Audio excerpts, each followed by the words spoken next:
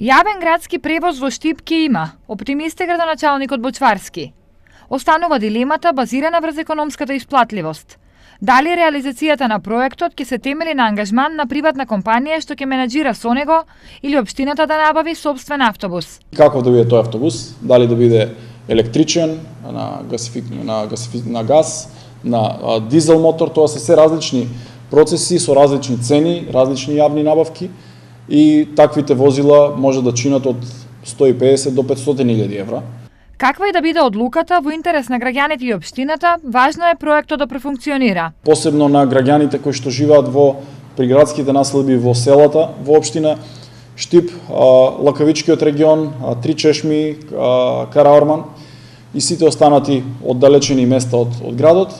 Бочварски не прецизира кога одлуката за активирање на јавен градски превоз ќе се активира. Штипјани градскиот превоз ќе го користат наскоро, откако општината ќе реши што е најекономично, а граѓаните навремено ќе бидат информирани, нагласи таткото на градот.